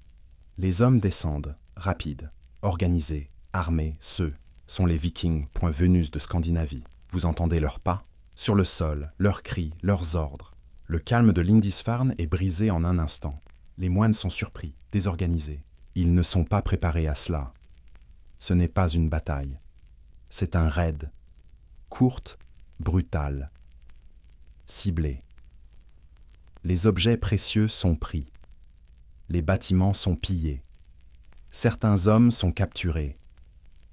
D'autres ne survivent pas. Vous restez à distance, témoin silencieux de cette scène. Et vous comprenez que ce moment, aussi bref soit-il, marque un tournant. Le raid de Lindisfarne en 793 est souvent considéré comme le début des grandes invasions vikings en Angleterre. Mais pour ceux qui le vivent, c'est surtout une rupture, une intrusion, une violence nouvelle. Les Vikings repartent aussi vite qu'ils sont venus. Leurs bateaux disparaissent à l'horizon et le silence revient.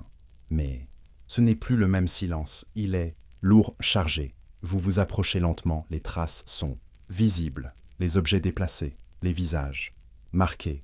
La peur s'installe, car ce raid n'est pas un événement isolé. D'autres suivront. Vous entendez déjà des récits similaires. Des attaques sur d'autres monastères, sur des villages côtiers, toujours rapides, toujours imprévisibles. Les années passent et les attaques se multiplient. Au début du IXe siècle, les Vikings ne se contentent plus de raids ponctuels. Ils commencent à s'installer, à hiverner, à revenir régulièrement. Puis, vers 865, une nouvelle étape est franchie. Une grande armée viking arrive en Angleterre. On l'appelle parfois la Grande Armée païenne. Elle n'est plus composée de petits groupes, mais de forces importantes. Organisée, elle avance, prend des territoires, s'installe durablement. Vous ressentez ce changement. Ce n'est plus une menace lointaine, c'est une présence. Les royaumes anglo-saxons sont déstabilisés. Certains tombent, d'autres résistent. La Northumbrie est prise, l'Est Anglie est conquise, la Mercie est affaiblie.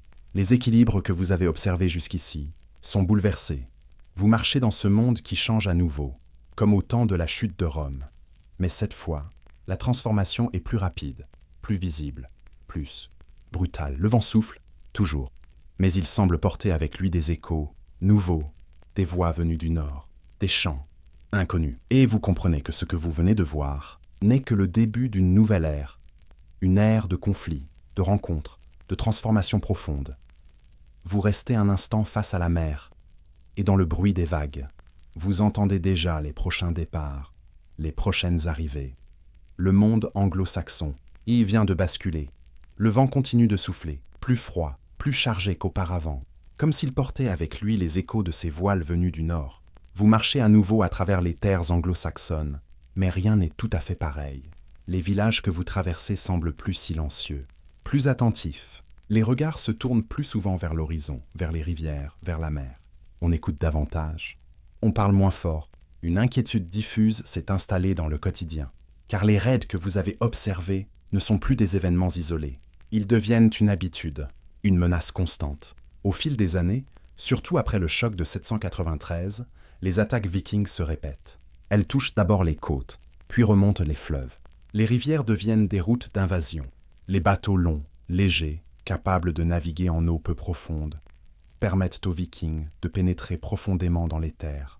Vous suivez le cours d'un fleuve. L'eau est calme, presque immobile. Et pourtant, elle est devenue un passage, un lien entre des mondes. Vous imaginez ces embarcations glissant sur cette surface, transportant des hommes, des armes, des intentions.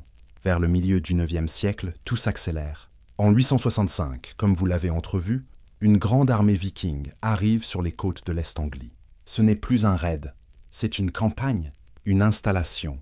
Vous marchez à travers un ancien territoire anglo-saxon et vous sentez que quelque chose a changé. Les noms parfois ne sont plus les mêmes, les langues se mêlent. Les objets aussi. Certains villages portent désormais des traces de cette présence nordique. Des styles différents, des constructions nouvelles, des habitudes qui évoluent. La grande armée païenne progresse. Elle prend York en 866, un événement majeur. Car York, ancien centre romain, devient un point stratégique important. Les Vikings s'y installent durablement. Ils ne se contentent plus de piller, ils gouvernent. Vous vous approchez de cette ville. Elle est différente des villages que vous avez connus. Plus dense, plus animée, mais aussi transformée. Vous entendez des langues mêlées, des accents nouveaux, des échanges qui ne ressemblent plus tout à fait à ceux d'avant. Car les Vikings ne sont pas seulement des guerriers, ils sont aussi commerçants, artisans, navigateurs. Ils apportent avec eux leur propre réseau, leur propre savoir, mais leur arrivée bouleverse profondément les équilibres. Les royaumes anglo-saxons, déjà fragiles, peinent à résister. La Northumbrie est divisée, la Mercie recule, l'Est-Anglie tombe, et peu à peu, une grande partie de l'Angleterre passe sous contrôle viking. On commence à parler d'un territoire particulier, le Danelaw, une zone où les lois, les coutumes, les structures sont influencées par les traditions scandinaves. Vous marchez dans cette région et vous sentez la différence. Les noms des lieux changent. Certains finissent en by, en torp. Les structures sociales évoluent. Les échanges aussi. Mais tout n'est pas chaos. Car dans ce mélange, une forme de coexistence apparaît. Parfois tendue, parfois fragile, mais réelle. Vous observez un marché dans une zone du Danelaw. Les objets anglo-saxons côtoient des objets venus du nord. Les styles se mélangent. Les techniques s'influencent. Vous comprenez que malgré les conflits, une transformation plus profonde est en cours. Une fusion partielle, une adaptation. Mais tous les royaumes ne disparaissent pas. À l'ouest, un royaume résiste, le Wessex, et en son sein, une figure émerge. Un roi, Alfred. Il règne à partir de 871. Vous ne le voyez pas encore directement, mais vous entendez parler de lui, de ses résistances, de ses batailles, de sa capacité à organiser, à défendre, à reconstruire. Car face à la pression viking, il ne se contente pas de réagir, il s'adapte. Il renforce les défenses, il construit des fortifications, appelées bourses. Il réorganise l'armée, il encourage l'éducation, il pose les bases d'une résistance durable. Vous ressentez, à travers ces récits, une forme de bascule. Après la surprise, après la peur, vient l'adaptation.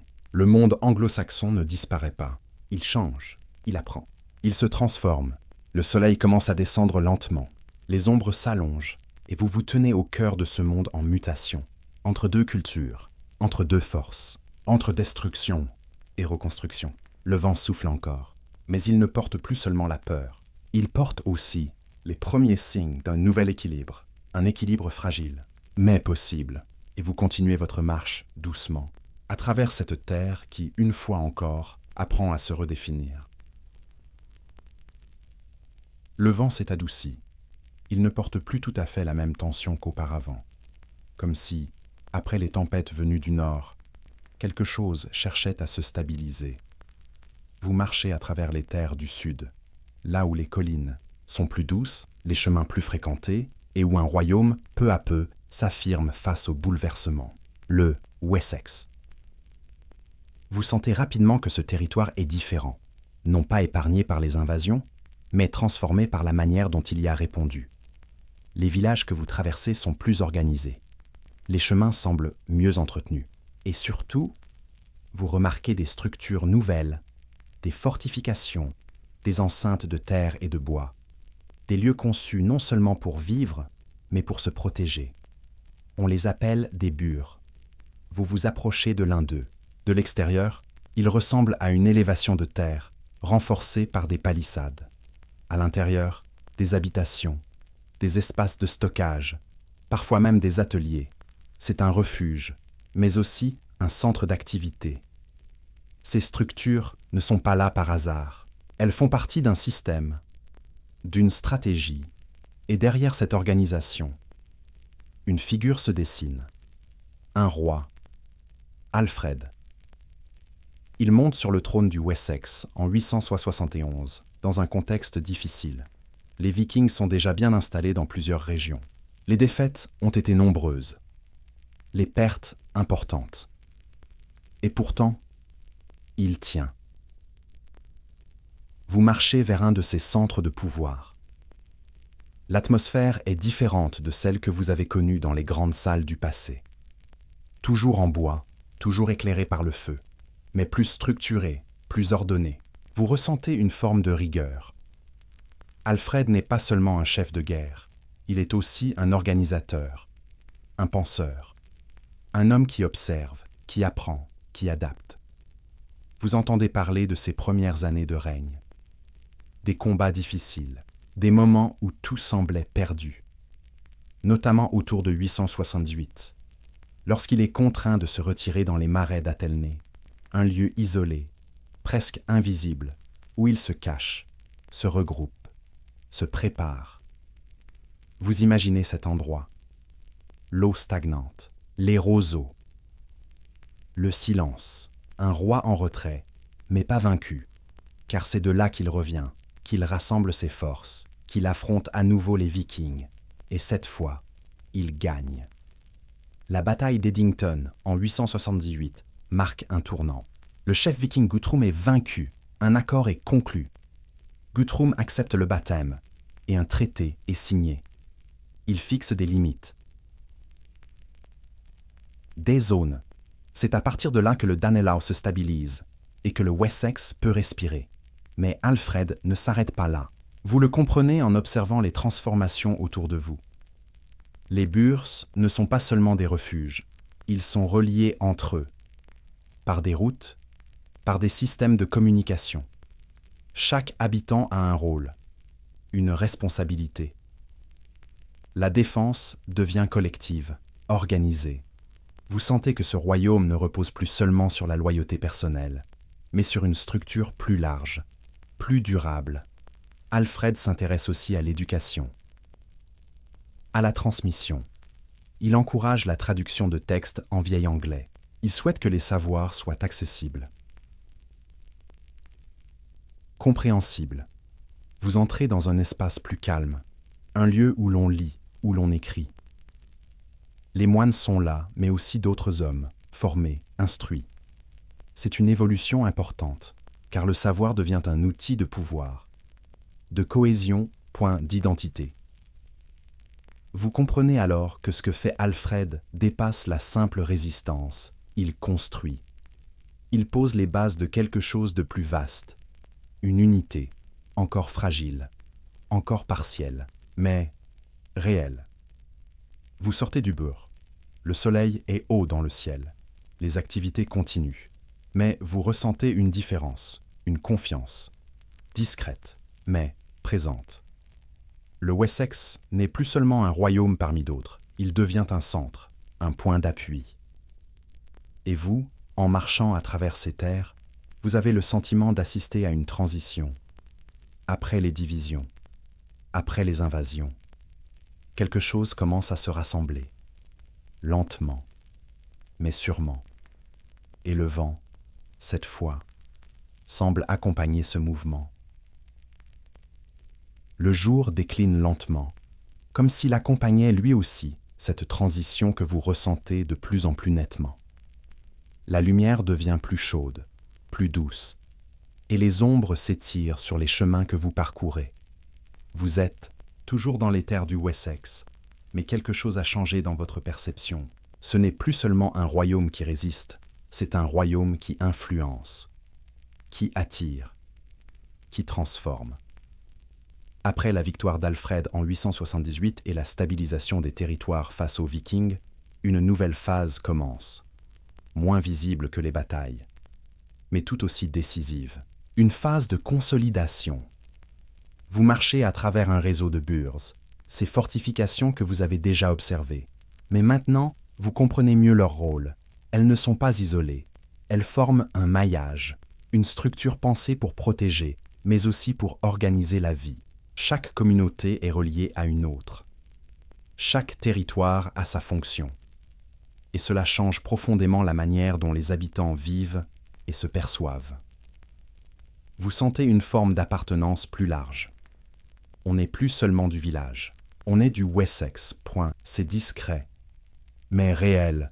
Après la mort d'Alfred en 899, son héritage ne disparaît pas.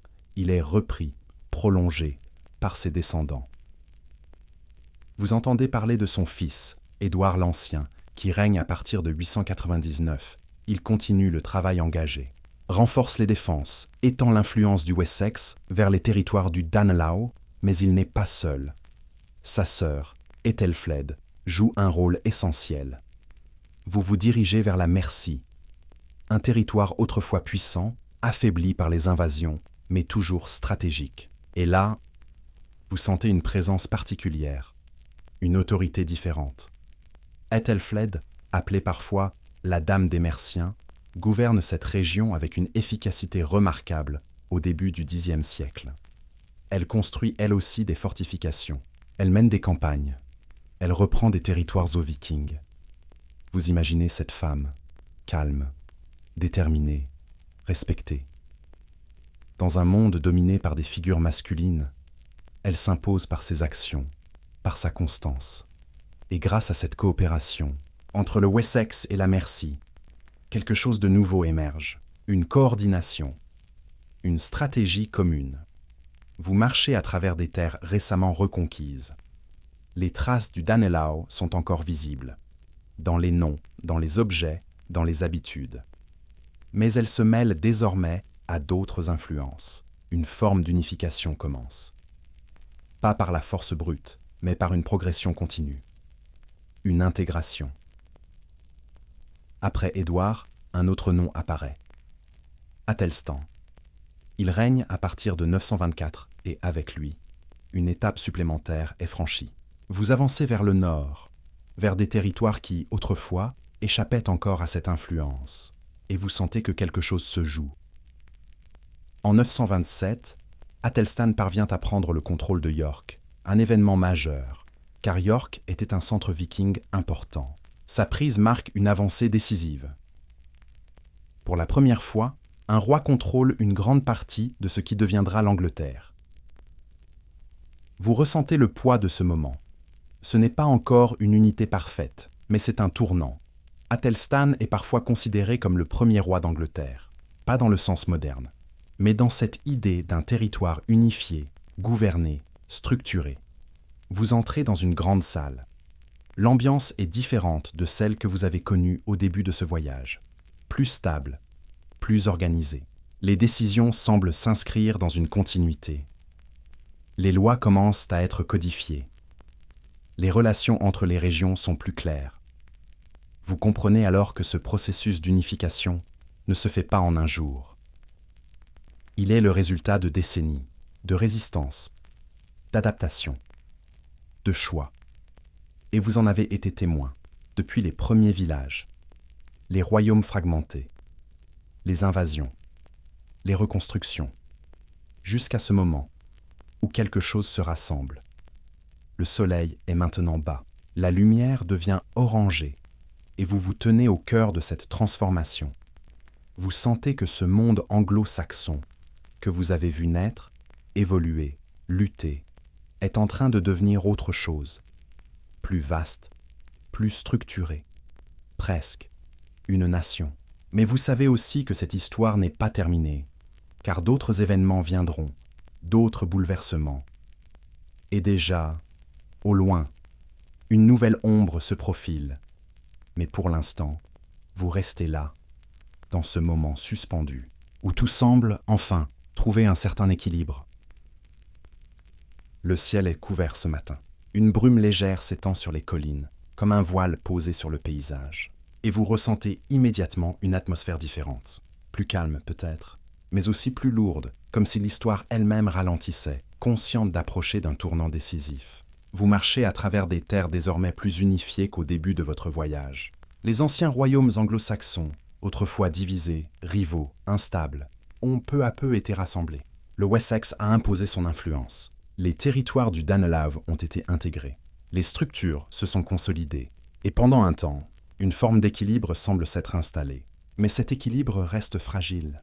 Car même après l'unification progressive sous des rois comme Athelstan au Xe siècle, les tensions ne disparaissent jamais totalement. Elles changent de forme, elles se déplacent. Et parfois, elles reviennent de loin. Vous avancez dans le temps, vers la fin du Xe siècle, puis vers le début du XIe siècle. Et là, une ancienne menace réapparaît. Les Vikings. Mais cette fois, ils ne viennent plus seulement pour piller, ils viennent pour régner. Vous entendez parler de raids qui reprennent à la fin du Xe siècle, autour des années 980. Les côtes sont à nouveau attaquées. Les villages, les monastères, les centres d'échange, tout redevient vulnérable. Mais cette fois, les royaumes anglo-saxons sont mieux organisés. Ils tentent de résister, de négocier, de s'adapter. Vous entendez un mot revenir souvent.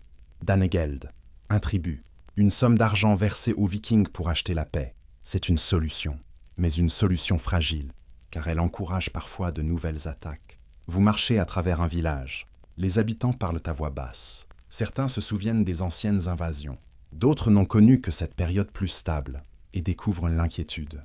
Les rois doivent faire face à cette pression et tous ne réagissent pas de la même manière. Vous entendez parler d'un roi, Ethelred, souvent appelé le Malavisé.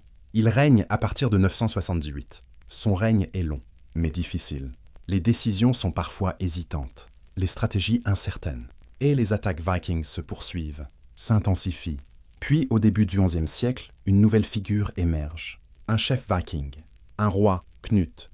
Vous ressentez sa présence avant même de le voir. Une force calme, une détermination. Il mène des campagnes importantes en Angleterre. Et en 1016, il devient roi, un roi d'origine danoise, sur un territoire anglo-saxon. Vous comprenez que ce moment est unique, car Knut ne détruit pas le royaume. Il le gouverne, il s'y installe, il adopte certaines structures existantes, il s'entoure de conseillers locaux, il maintient une forme de continuité. Sous son règne, l'Angleterre fait même partie d'un ensemble plus vaste, incluant le Danemark et la Norvège, un empire de la mer du Nord. Vous marchez dans ce monde étrange, à la fois familier et transformé. Les traditions anglo-saxonnes sont toujours là, mais elles coexistent avec d'autres influences, d'autres pratiques. Après la mort de Knut en 1035, l'équilibre se fragilise à nouveau. Des luttes de succession apparaissent, des tensions internes. Et peu à peu, le pouvoir revient à une lignée anglo-saxonne. Vous entendez parler d'un nom, Harold Godwinson, un homme puissant, un noble influent, qui devient roi en 1066. Mais cette année-là, tout bascule. Vous sentez une tension nouvelle dans l'air, plus forte que les précédentes. Comme si tous les événements que vous avez traversés convergeaient vers ce moment. Car Harold n'est pas seul à revendiquer le trône. Au nord, un roi norvégien, Harald Hardrada, prépare une invasion. Au sud, un autre prétendant. Un duc venu de Normandie, Guillaume. Vous ne le voyez pas encore, mais vous sentez que son nom porte déjà un poids particulier. Le vent se lève, la mer s'agite. Et vous comprenez que ce que vous avez connu jusqu'ici, les royaumes anglo-saxons, approchent de leur fin, pas dans un effacement total, mais dans une transformation irréversible. Vous vous arrêtez un instant, le paysage est silencieux, mais l'histoire s'accélère et vous êtes là, à la veille d'un basculement majeur. Le vent s'est levé, plus fort, plus constant. Il balaie les collines, traverse les plaines et vient frapper les côtes avec une énergie nouvelle. comme si la Terre elle-même se préparait à un événement que rien ne pourra arrêter. Vous avancez dans cette année si particulière, pour les 61. Année dense, chargée, où tout semble s'accélérer. Vous ressentez cette tension dans l'air, dans les gestes des hommes, dans les silences aussi. Les nouvelles circulent vite, portées par les voyageurs, les messagers, les regards inquiets, car deux menaces se rapprochent. Deux forces, deux directions. Au nord, Harald Hardrada, roi de Norvège, débarque avec une armée importante. Il est accompagné par Tostig, le propre frère de Harold Godwinson, en rupture avec lui. Vous marchez vers le nord, suivant les traces de cette avancée. Les villages sont traversés rapidement. Les hommes se rassemblent. On prépare des armes, on organise des déplacements. Il n'y a plus de doute. La guerre est là. En septembre 1066, les deux armées se rencontrent près de Stamford Bridge. Vous n'assistez pas directement à la bataille, mais vous en percevez les échos. Les récits arrivent, fragmentés, portés par ceux qui reviennent. Harold Godwinson a marché vite, très vite, et il a surpris l'armée norvégienne. La bataille est violente, décisive. Harald Hardrada est tué, Tostig aussi, une victoire importante. Mais à quel prix? Les hommes sont fatigués, éprouvés, et surtout, à peine cette menace est-elle repoussée, qu'une autre apparaît. Au sud, vous vous tournez vers la mer, et vous les voyez. Des centaines de navires, alignés, avançant lentement vers les côtes.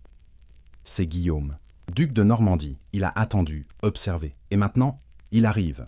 Vous sentez immédiatement que cette invasion est différente, plus organisée, plus préparée. Ce n'est pas un raid, ce n'est pas une simple expédition, c'est une conquête. Les troupes débarquent dans le sud, près de Pevensey. Elles s'installent, construisent, se préparent. Harold, encore au nord, apprend la nouvelle, et il repart, encore une fois, vers le sud. Une marche rapide, épuisante, mais nécessaire. Vous le suivez à distance. Les hommes avancent, fatigués, mais déterminés. Ils savent que ce moment est crucial, que tout se joue maintenant.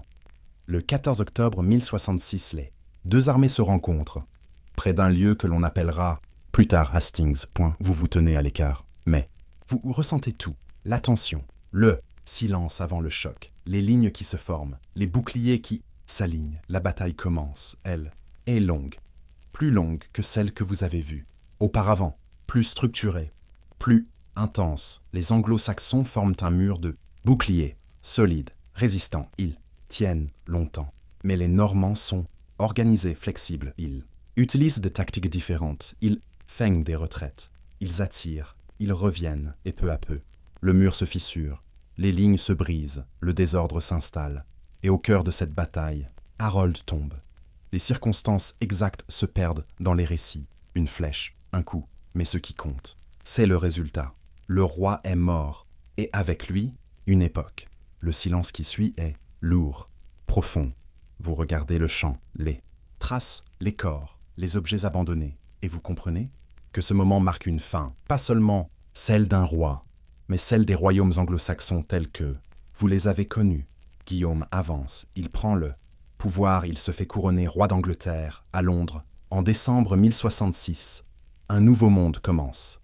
Les structures changent, la langue évolue, les élites sont remplacées, mais tout ne disparaît pas.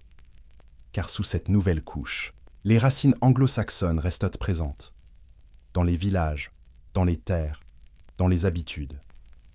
Vous vous tenez là, dans ce moment suspendu, entre deux époques, entre deux mondes. Le vent souffle encore, mais il porte désormais d'autres voix, d'autres noms.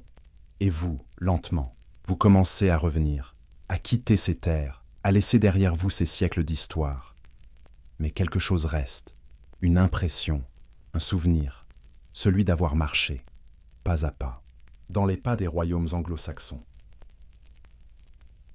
Le vent s'apaise doucement, comme s'il savait que le voyage touche à sa fin, ou peut-être simplement qu'il change de direction, emportant avec lui les échos de ce que vous venez de traverser. Vous êtes encore là, quelques instants, entre ces collines, ces villages, ces chemins que vous avez suivis pas à pas. Mais peu à peu, les images commencent à s'éloigner. Les grandes salles en bois, les champs travaillés à la main, les voix basses autour du feu, tout devient plus diffus. Et pourtant, vous les avez vus. Vous avez marché dans une terre abandonnée par Rome vers l'an 410, lorsque tout semblait incertain, fragile, presque oublié. Vous avez assisté à l'arrivée des Angles, des Saxons, des Jutes, à ces premières installations, hésitantes, puis de plus en plus ancrées. Vous avez observé la naissance de royaumes multiples, instables, souvent en conflit. Le Kent, la Mercie, la Northumbrie, le Wessex. Vous avez senti le poids du quotidien, dans les villages, dans les gestes simples, dans les saisons qui dictaient tout. Vous avez vu les rois décider, les guerriers partir, les batailles redessiner les frontières sans jamais les fixer complètement. Puis, doucement, vous avez perçu un autre changement, plus silencieux, la christianisation, à partir de 597, avec l'arrivée d'Augustin dans le Kent, puis la diffusion progressive vers le nord, jusqu'au synode de Whitby en 664, vous avez rencontré des figures, des rois comme Edwin, Alfred, Athelstan, des hommes de foi comme Aidan ou Cuthbert, des femmes influentes comme Hilda. Vous avez compris que l'histoire ne se construit pas seulement par la guerre, mais aussi par les idées, les croyances, les choix intérieurs. Vous avez traversé les marchés, les ateliers, les routes discrètes du commerce, ces échanges silencieux qui relient les mondes sans jamais faire de bruit. Puis, la rupture, 193, l'Indisfarne, les Vikings, les raids, la peur. Et ensuite, l'installation, la Grande Armée en 865, la formation du Danelaw, mais aussi la résistance, le Wessex, Alfred, les Bures, l'organisation, l'adaptation. Vous avez vu un monde qui ne disparaît pas, mais qui apprend à se transformer, à absorber, à évoluer, jusqu'à cette lente unification, portée par des figures comme Édouard, Ethelflaed, puis Athelstan en 927, un monde qui peu à peu devient plus cohérent, plus structuré presque. Une Angleterre, et enfin, 1066, Stamford Bridge, Hastings, la fin d'un cycle, l'arrivée de Guillaume, un nouveau chapitre, mais pas une disparition totale, car ce que vous avez vu ne s'efface pas, il se transforme, il continue d'exister, en profondeur, dans la langue, dans les paysages, dans les mémoires. Vous êtes maintenant à la lisière de ce monde, entre passé et présent, et lentement, vous revenez. Vous sentez peut-être le poids de votre corps, la douceur de votre position, la chaleur autour de vous. Le vent s'est calmé, les voix se sont tues, mais il reste quelque chose, une question, simple, et pourtant profonde. Et vous, auriez-vous survécu dans ce monde ? Auriez-vous trouvé votre place dans ces villages, dans ces royaumes, dans ces périodes d'incertitude et de transformation ? Ou bien auriez-vous simplement observé, comme vous venez de le faire ? Merci d'avoir voyagé avec Histoires Cocasses. Si cette histoire vous a plu, n'oubliez pas de vous abonner et de laisser un petit commentaire avant de fermer les yeux. Peut-être êtes-vous déjà prêt à vous endormir, porté par ces siècles d'histoire.